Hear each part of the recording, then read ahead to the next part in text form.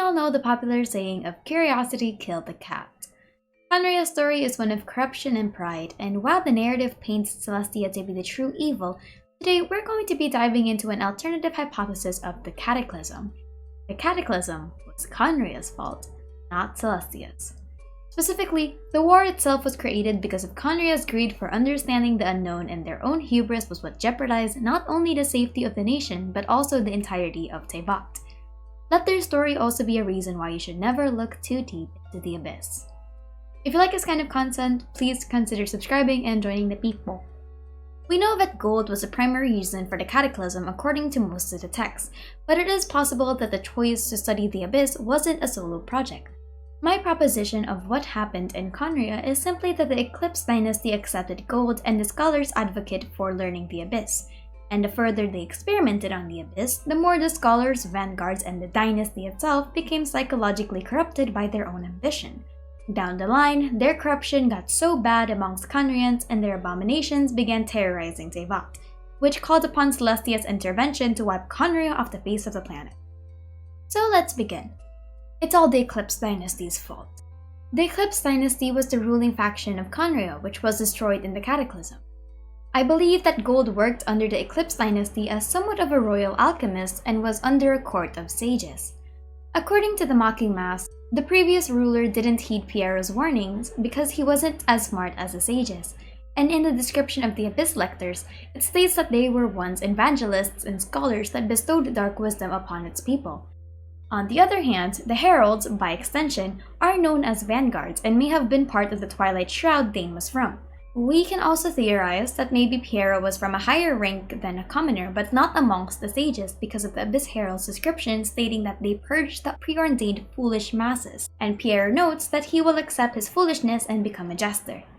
I surmise that the sages were the main intelligence network of Khaenri'ah, responsible for not only creating but also manipulating abyssal magic by either infecting their own creations or trying to understand it. Gold was a part of this court of sages, and maybe even Albedo's creator, because we know that Rhine-daughter's possible creations, Albedo and Durin, suffered through their forms of corruption. But the question is, why would they want to experiment on the abyss and abuse the art of Khae'nri'ah?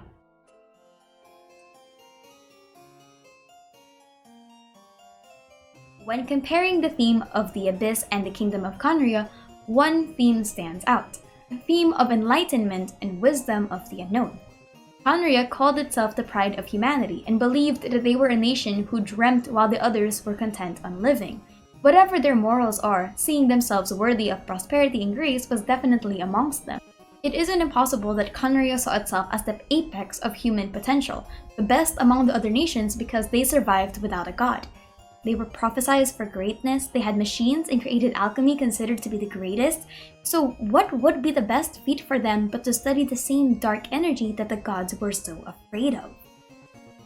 But this isn't the first time that humanity tempted fate and was obliterated. I believe that the kingdom of Khaenri'ah followed the fate of the Ice Age civilization of Teyvat. Prayers of illumination and wisdom is a nod to Khaenri'ahns partaking their knowledge as seen with Abyss Lector's description.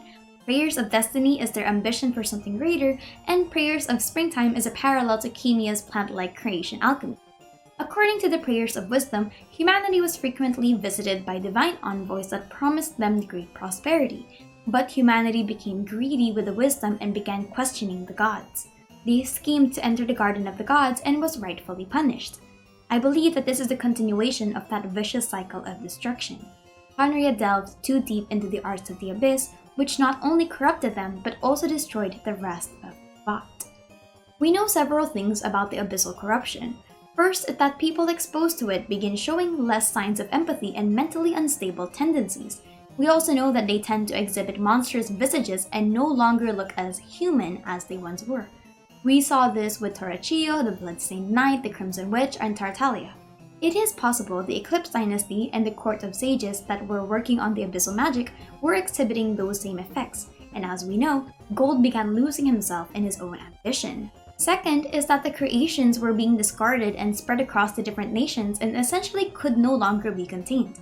We are aware of the effects it had in Liyue, Mondstadt, and Inazuma, so much so that the entire groups of people had to be put together to stop these creatures.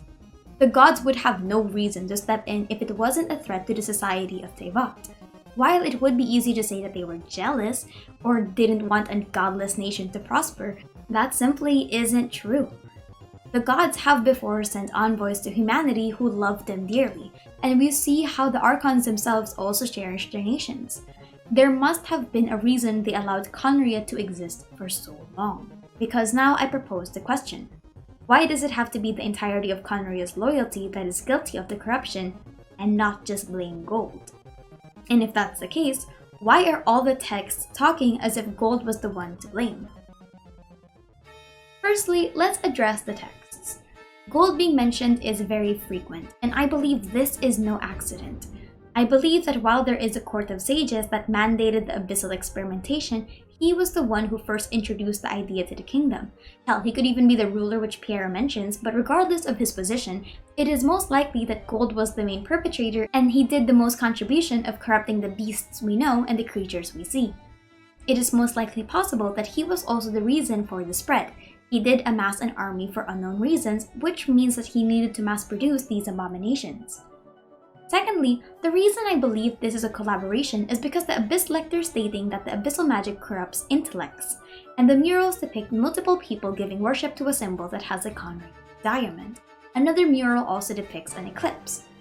We also know that the connection to Khaenri'ah and Celestia is reflected in the new 2.2 murals. Now granted, in the making of this video, there are no additional information because 2.2 was recently released several hours ago, and people, myself included, are still looking for information. But I've translated the Latin to the best of my abilities, and these are what the murals say. Hic pacetus, calor argen, which roughly translates to hear silently and hot silver, with a missing word that I couldn't read for the life of me. Vigilae caelus est no, meaning heaven is not waking, and installare assenti sapientia abstunditur, meaning ascend to the wisdom hidden in the star. There's another mural that has a word I can't decipher that goes Lunarum sumnus in fide, blank, integri, which roughly states to we are in fate of the moons, and the word integer. But another one I've read as trivia et nocte est luminibus lunae, which means trivia and bastards are the light of the moons. Yeah, anyway. Thirdly is that Celestia did not stop at the initial destruction of gold monsters. It's a very subtle thought, but in the Bookkeeper, there is a line that stands out. The initial crisis was already done, but Celestia continued their onslaught. If their goal was simply to save Khaenri'ah from one person, then they would have no reason to persecute the whole nation who would have done nothing wrong. Rather, I believe it's more likely that it's the people controlling the nation that made it corrupt and lost it to its own ambition, which is why a more permanent fix to the problem was destroying the nation altogether. It's the same as destroying the system rather than simply the source. A long-term punishment, if you really want to look at it like that. By extension, they are destroying a nation who was led by a dynasty that lost their rightful way, that became blinded by their own arrogance and greed. A nation that dared cross the heavenly principles with its abominations. As a testament to this and to show Teyvat the strength of the gods, they punished the civilization. Is Celestia good? No, not by a long shot. There was no reason to destroy the lives of the innocent bystanders who had nothing to do with the Abyssal project. But at the same time, every mighty and ancient city, every austere place of sacrifice must one day return to profundity in the earth. All prosperity must someday end. But this does not mean that nothing is eternal. At the end of a cycle, the earth shall be born anew. Thus, eternity is cyclical. The search for truth is a product of prosperity, and not the seed that plants it.